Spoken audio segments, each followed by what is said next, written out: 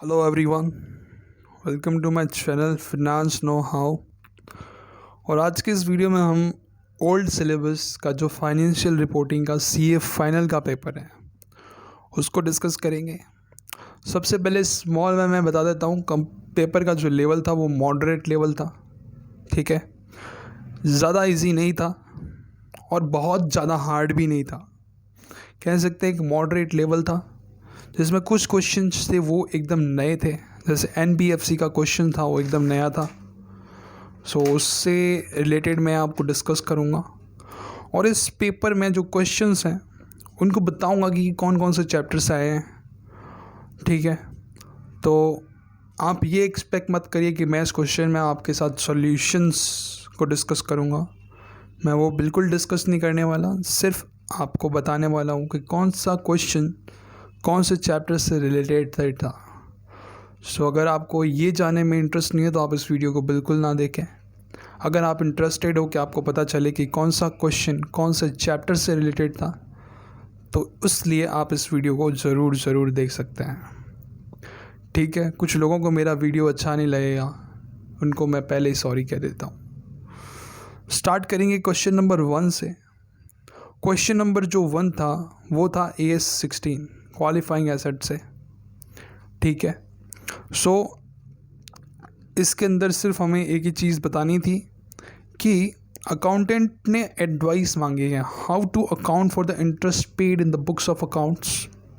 Will your answer be different if the whole process of renovations and modernisation get completed by 28 Feb 2019। तो आप सभी लोगों को, अगर आपने ये एएस पढ़ा होगा तो ये उस क्वेश्चन चैप्टर से रिलेटेड था। आप इसका आंसर आराम से कर पाए होंगे कि अगर आपके कॉन्सेप्ट्स क्लियर हैं। बिकॉज लास्ट का जो क्वेश्चन दे रखा है, जो एक क्वेश्चन पूछ रखा है डिफरेंस वाला, वो हमने एग्जाम्पल जो क्लास के एग्जाम्पल्स उनमें कर रखा है। तो आपको ये चीज़ समझ में आ गई होगी कि यहाँ आंसर कैसे लिखना है। तो मैंने आपको बता दिया ये कौन से एएस से रिलेटेड है। ठीक है, बात करते हैं क्वेश्चन नंबर बी, जो फर्स्ट का बी पार्ट है। ये हमारा शेड्यूल 3 से था। ठीक है, लोन फंड का। सो इसके अंदर दो चीज़ें दे रखी है लास्ट में, maturity long term loan from bank and from others. ठीक है, तो इसके अंदर there was no interest accrued और dues at the end of the year. ये सबसे इंपॉर्टेंट चीज़ दे रखी है यहाँ पे। सो हमें सिर्फ एक्सट्रैक्ट बनाना है, बैलेंस शीट का एक्सट्रैक्ट बनाना है एज पर शेड्यूल 3। ठीक है, टू द कंपनीज एक्ट 2013। सो उस चीज़ को शो करनी है और प्रेजेंट करनी है और आपको कोई मेहनत नहीं करनी ज़्यादा इसके अंदर।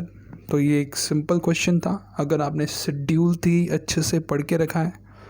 ठीक है, क्वेश्चन नंबर सी की बात करें, ये था कैश फ्लो स्टेटमेंट। जो हमारा नवंबर का एग्ज़ाम था उसमें भी ये क्वेश्चन आया था। इस बार जो लेवल है कैश फ्लो स्टेटमेंट का वो थोड़ा इजी आ रखा है। ठीक है, सिर्फ आपको टोटल करनी है और आराम से इसका सॉल्यूशन कर पाएंगे। ठीक है, सो ये बड़ा सिंपल क्वेश्चन था, आपको सिर्फ कैश फ्लो स्टेटमेंट बनाना था। इंस्टीट्यूट कैश फ्लो स्टेटमेंट को 2 अटैम्प्ट से ज़्यादा इंपॉर्टेंस दे रही है, तो प्लीज़ आप ज़्यादा इम्पोर्टेंट जो कम इंपॉर्टेंस वाले चैप्टर थे उनको भी पढ़ के जाओ, थोड़ा सा लाइट उनके प्रोविजंस याद रखो तो आपको हेल्प होगी। बात करें क्वेश्चन नंबर डी की, ये था हमारा AS29 और इसके अंदर एक पॉइंट के अंदर AS9 का भी रेफरेंस देना था, जो कि अगर आपने AS29 और 9 को अच्छे से पढ़ के रखा है तो मुझे नहीं लगता कि आपको इस क्वेश्चन को करने में कोई दिक्कत आई होगी। बिकॉज बहुत सारे के सारे बेसिक पॉइंट्स हैं, ज़्यादा कॉम्प्लिकेटेड पार्ट नहीं है। मैं जहाँ तक मानता हूँ अगर आपकी ये एएस अच्छे से पढ़े हुए हैं तो आप इनका आंसर आराम से दे पाएंगे। ठीक है, बात करते हैं नेक्स्ट क्वेश्चन की, वो था अमलगमेशन से। और जो हमारा थर्ड क्वेश्चन था वो था कंसोलिडेटेड फाइनेंशियल स्टेटमेंट से। सो इंस्टीट्यूट कहती है कि आप अमलगमेशन और CFS, मोस्टली स्टूडेंट यही करता है कि या तो अमलगमेशन का क्वेश्चन करता है या CFS का। ठीक है, क्योंकि जो दूसरे चैप्टर क्वेश्चंस होते हैं उनमें कुछ ऐसे पार्ट्स होते हैं जो जिनके आंसर हम एब्सोल्यूट आंसर ला सकते हैं, बट अमलगमेशन और CFS के क्वेश्चन को करने में, उनमें बैलेंस शीट को मैच करने में काफ़ी दिक्कत आती है। ठीक है, तो जनरली स्टूडेंट यही प्रेफर करता है कि पहले वो क्वेश्चंस को सॉल्व करे तब वो अमलगमेशन और CFS को टच करें। If your concept are very clear in amalgamation और CFS, दैन स्टूडेंट सबसे पहले यही क्वेश्चन करेगा। अगर आपके कॉन्सेप्ट्स बहुत ही स्ट्रॉन्ग हैं, आपने ये चैप्टर्स बहुत ही अच्छे से पढ़ के रखें, तो आपको इनमें कोई दिक्कत नहीं आएगी, ठीक है। सो ये डिपेंड करता है हर स्टूडेंट के ऊपर। बट मैं जनरली इन दोनों में से एक ही क्वेश्चन को अटेंड करता हूँ, और वो भी इन द एंड। अगर मेरे, क्योंकि ये बहुत ही बड़े क्वेश्चन हैं, इनमें कोई भी मिस्टेक होगी तो हम दूसरे क्वेश्चंस में दिमाग नहीं लगा पाएंगे, तो इसलिए सबसे पहले मैं प्रेफर करता हूँ छोटे क्वेश्चंस को करने में, ठीक है। सो अमलगमेशन और CFS जो भी डिपेंड करता है पर्सन टू पर्सन, ठीक है। बात करते हैं क्वेश्चन नंबर 4 की। 4 के अंदर 2 थ्योरी क्वेश्चंस पूछे हैं, ज़्यादा डिस्कस नहीं करेंगे। इंड AS 32 जो फाइनेंशियल लायबिलिटी होती है उसके ऊपर नोट लिखना है, शॉर्ट नोट 4 नंबर के लिए। सेकंड है, हमें इंड AS 10 और AS 4 को कंपेयर करना है, उनके अंदर मेजर चेंजेस को बताना है। सिर्फ इतनी सी चीज़ है जिसके आपको 4 नंबर मिल रहे हैं। और पॉइंट नंबर C, जो हमारा C है वो है हमारा डिबेंचर कन्वर्जन से लेके, जिसके अंदर हमें प्रेजेंट वैल्यूज़ दे रखी है और हमें अकाउंटिंग एंट्रीज शो करनी है बुक्स के अंदर। कब? एक तो at the time of initial recognition और at the time of repurchase of the convertible debenture. इन दोनों की अकाउंटिंग एंट्रीज़ को बताना है। बहुत ही सिंपल क्वेश्चन था, और इस क्वेश्चन को मैं सबसे पहले करता 4th क्वेश्चन को, बिकॉज काफ़ी चीज़ें जो उसके अंदर दे रखी है, इंड AS 32 और जो भी है, तीनों क्वेश्चन बहुत ही सिंपल क्वेश्चन थे, तो यहाँ पे आप 16 मार्क्स आराम से एक्वायर कर सकते थे। बात करें क्वेश्चन नंबर 5 की, ये था valuation of average capital employed से। रिपीटेटिव नेचर का क्वेश्चन है। इस टाइप के क्वेश्चंस आपने पास्ट एग्जाम्स में काफ़ी बार देखा होगा, तो इस क्वेश्चन को करने में कोई दिक्कत नहीं आई होगी, मैं आपको प्रॉमिस करता हूँ। और सबसे इम्पॉर्टेंट चीज़ थी कि बहुत ही सिंपल क्वेश्चन था, ठीक है। मेरे हिसाब से एवरेज कैपिटल एम्प्लॉयड का अगर आपकी प्रैक्टिस अच्छे से कर रखी है इस चैप्टर के अंदर, आपको इस क्वेश्चन को करने में कोई दिक्कत नहीं आई होगी, बिकॉज इसके बहुत सारे क्वेश्चन पास्ट एग्जाम्स में भी आ रखे हैं, ठीक है। बात करते हैं क्वेश्चन नंबर 6 की। जो A पार्ट है वो था वैल्यू एडेड स्टेटमेंट का, सबसे इम्पोर्टेंट, सबसे इजी, और दूसरा था ESOP का।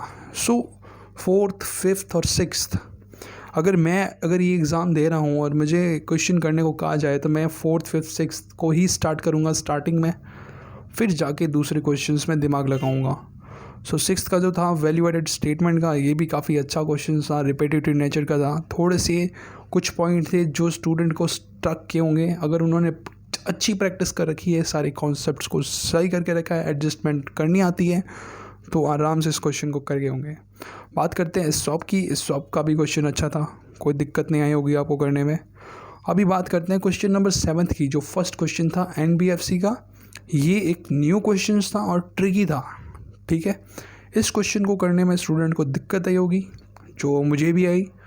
सो 7th का A पार्ट है वो थोड़ा कॉम्प्लिकेटेड था, बट अगर आपके कॉन्सेप्ट सही है तो कुछ स्टूडेंट ने सही किया होगा इसको। और क्वेश्चन नंबर B की बात करें, 7th के B की, वो था ESOP से, उसके अंदर जनरल एंट्रीज़ दिखानी थी, तो वो आप लोगों ने दिखाई होगी, मैं आशा करता हूँ। और क्वेश्चन नंबर C की बात करें तो वो था हमारा AS 9 से, रेवेन्यू रिकॉग्निशन का जो क्वेश्चन था, एक केस बेस्ड क्वेश्चन था, जिसके अंदर एक सिचुएशन दे रखी है, उसके हिसाब से अपने को एडवाइस करना था अकाउंटेंट को, और थ्योरी लिखनी थी। सिंपल सी चीज़ है, ठीक है। बात करें D और C की, जो D है वो हमारा SFM में भी वैसा क्वेश्चन आता है, नेट एसेट्स वैल्यू का, जो म्यूचुअल फंड के अंदर होता है, NAV निकालना। और E था मैटेरियलिटी कॉन्सेप्ट। जब से हमने CA का सिलेबस ज्वाइन किया है, हमें मैटेरियलिटी पता होता है क्या होती है। AS 1 के अंदर जो मैटेरियलिटी कॉन्सेप्ट होता है उसको सिर्फ एक्सप्लेन करना था, शॉर्ट नोट लिखने थे। सो जो शॉर्ट नोट के क्वेश्चंस आए हैं एग्ज़ाम के अंदर, वो बहुत ही सिंपल आए हैं, बेसिक आए हैं, बहुत ही ईजी आए हैं। अगर आपने ये चीज़ें पढ़ रखी थी आपको कोई दिक्कत नहीं आई होगी इनको कंप्लीट करने में। So thank you so much for watching this video. इसी तरह से